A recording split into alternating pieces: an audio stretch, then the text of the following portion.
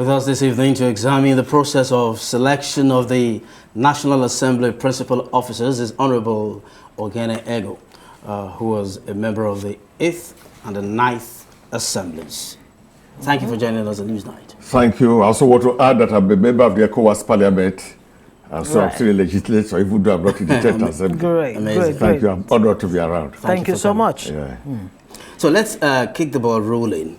There have been allegations of not following the right procedure in the selection of the NAS principal officers.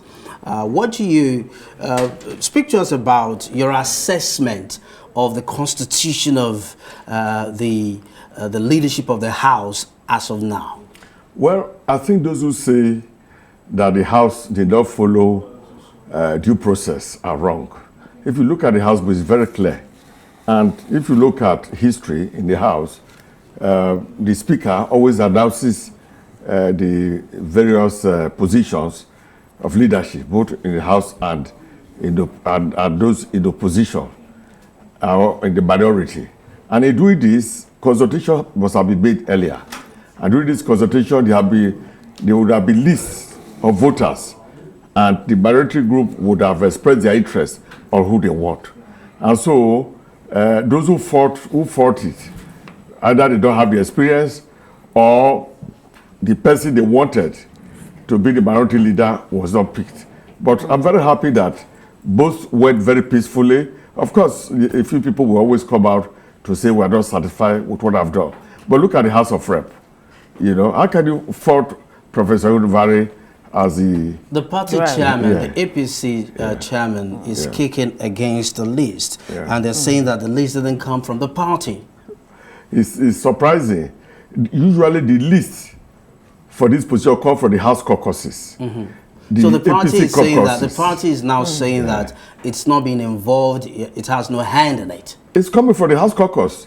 The party leadership, if they are in touch with their House caucuses, they would have called them before that. Don't forget that there have been tension, negotiations and counter meetings have been going on for a long time on this issue. Everybody knows that meetings have been going on. This list is coming out. If anybody was interested that they want to play a role, they would have called their party caucus to say, hey, come, we know that you are going to announce this list in the next 2 weeks. Please come, let's sit down and talk. But if you don't do that and they announce it, then you have forgotten your right. So in spite of what you say may have been consultations and, you know, horse trading, back meetings and what have you, in spite of all of that, the national chairman of the APC came out and told the whole world that whatever has been done at the National Assembly, whether at the Senate or the lower house, is actually, well, they're more or less on their own. In fact, he actually referred to it as a mere rumor. What do you think is playing out? I mean, with the party trying to distance itself, is it just trying to give the impression that it's not interfering, as it were, in the affairs of the legislature? Is that what's playing out? If you look at what the governor of Imo State said, who spoke on behalf of the governors and then the national executive officers of the PDP, of the APC, you will see he said that, look, they support the party, support the National Assembly, and that if there have been a few misgivings, they will sort it out. And sort it out they will do, and I can assure you nothing will change. Because those who took the decision are the caucuses. And the Speaker and the Senate President merely announced the decision of the various caucuses. But like I said, I know that this list that are announced, there's no how way the President will not be aware of it. Right. Exactly. But how desirable is that? Let me even take you up on that. How desirable really is it? You know, this much touted need to have a harmonious relationship between the legislature and the executive. Do you really think, in all sincerity, that this legislature can hold the executive to account when they're, you know, in bed? Very well. What I'm saying is that for such important decisions, for instance, you know, it was the ruling party that chose the Senate President and the Deputy, and also choose the Speaker and this. And is now choosing the principal officers of the... No. That happens in every democracy. The party and the president take decision.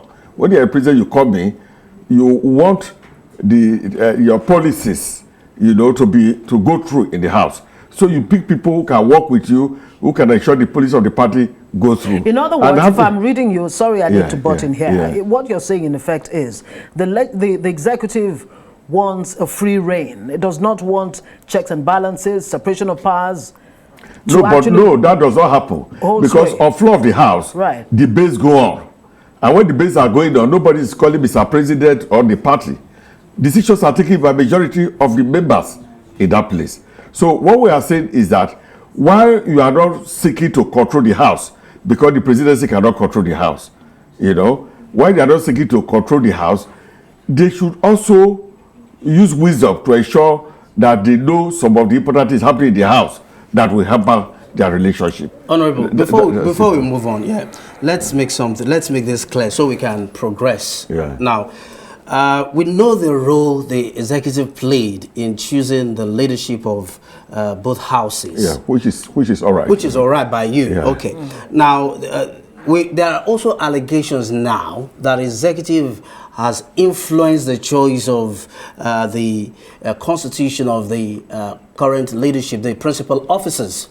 Okay. Now, you just spoke about the fact that debates go on in the House, and then they have elections and all that, and then the majority carries the vote. We all know that the majority is APC in the Senate. No, the majority of those who say hang on. It could be both opposition and some majority members. Hang on. The allegations now are that the executive has pocketed the National Assembly. So how do we progress? How do we have a robust and a vibrant National Assembly where, if truly the executive has pocketed the National Assembly? Let me say it's too early to conclude that the executive have put... I didn't say that. I'm not concluding. I'm just telling you what it's people too are early, saying. but I can assure you that the National Assembly that I have been in the 8th and 9th Assembly will do their work. People will bring their bill, they will bring their motion, they will be passed.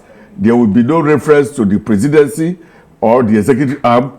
And I can assure you that National Assembly is always very dependent, because these are people from all parts of the country and from different parties. Especially this National Assembly, there are about 7 parties that have contributed members.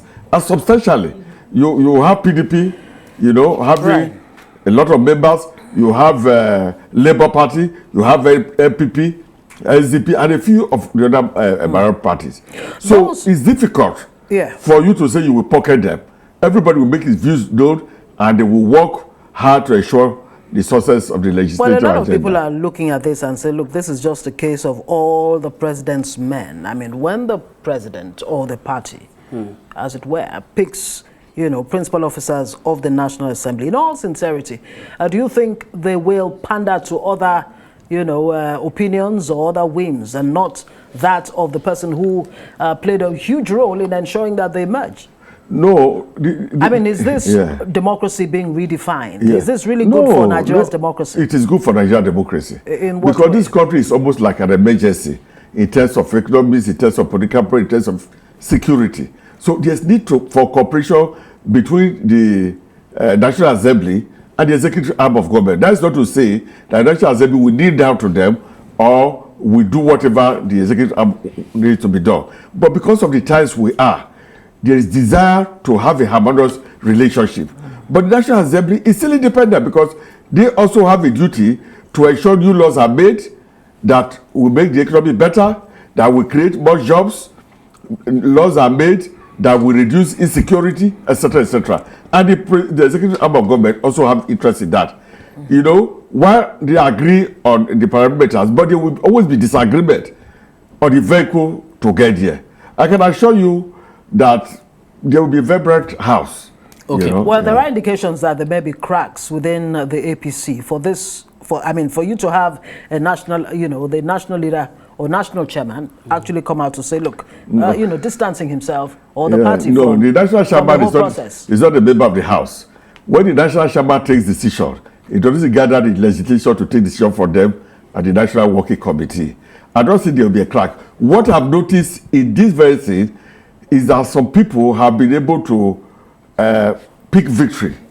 If you look at the PDP, for instance, it looks like the wicked arm of the PDP is victorious in this exercise.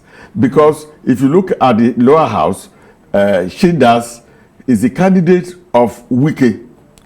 Right, so Wike is the factor here. Again, was Wike's candidate in the Ninth Assembly to get minority position, but he lost to Elubelu, who was not the candidate of the party. PDP choose Wike, choose Shindas, and Wike supported. He lost that, but this time Wike still supported Shindas. Shindas was put forward, and Shindas won. If you go to the Senate too, you find that Atabua lost out. Also, that is the candidate of the main PDP. So what I'm saying is that the APC is trying to cooperate with a part of the PDP and also with Labour and NPP to enable them to have a successful legislature period. Honorable, let's move on. Now that the principal officers have been selected, they need to begin to drive the legislative agenda of the National Assembly. What are your recommendations? Well, my recommendation is that it should not be business as usual. The legislative agenda must be a very serious one because the country is in trouble. And we are very lucky that the man who's been made president is doing very well. For instance, you look at the issue of oil subsidy removal. Since Obasanjo's time, to Yaradua, to Jonathan, to Buhari, they've been struggling to remove this. As a result, the country has been shortchanged. The country is losing billions every year into a few pockets. Whereas we don't have enough money to do roads, we go to China to borrow money.